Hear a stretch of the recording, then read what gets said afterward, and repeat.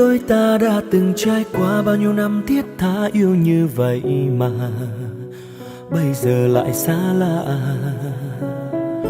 Con đường tình giờ anh một mình đành lặng thinh, nhìn em bước về tay cầm tay vui đùa cùng với ai. Ánh mắt đôi môi ta đã chót trao, nhưng tại sao đến hôm nay lúc hiện tại em đã không còn được nhẫn nại. Bên cạnh người tình mới em đã quên rồi, để anh khoác lên thân mình màu đơn côi. Ta đã từng hứa yêu nhau đến muôn đời sau, anh vẫn luôn khắc sâu nhưng hôm nay ân tình phai màu. Còn gì nữa đâu và đành buông lời những câu, ta phải xa rời nhau như hoa kia dần úa màu. Trong lòng buồn mỗi khi anh ngắm hoa những dòng lệ rơi.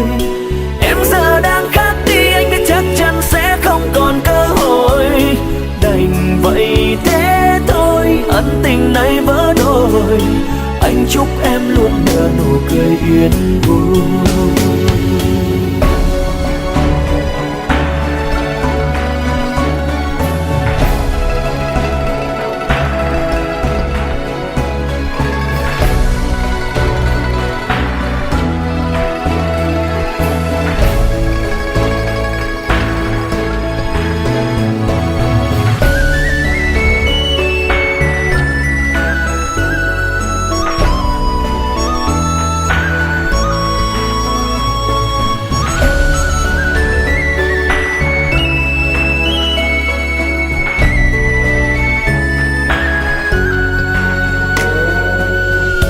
Biết đôi ta đã từng trải qua bao nhiêu năm thiết tha yêu như vậy mà bây giờ lại xa lạ.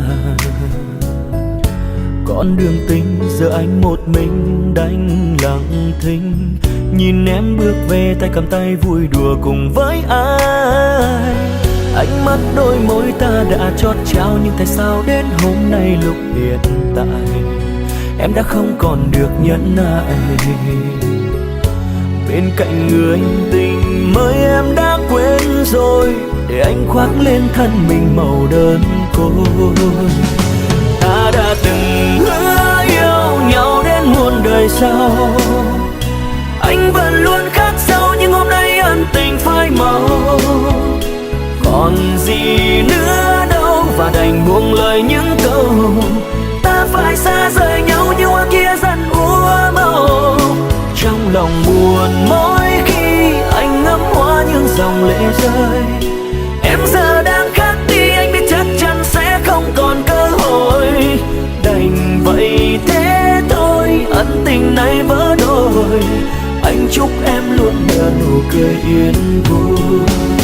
Ta đã từng hứa yêu nhau đến muôn đời sau, anh vẫn luôn khắc sâu nhưng hôm nay ân tình phai màu.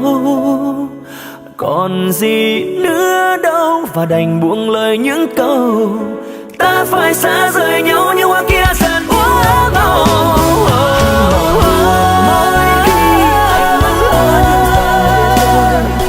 Em giờ đang khác đi, anh biết chắc chắn sẽ không còn cơ hội. Đành vậy thế thôi, ân tình này vỡ đôi. Anh chúc em luôn nở nụ cười yên vui. Anh chúc em luôn nở nụ cười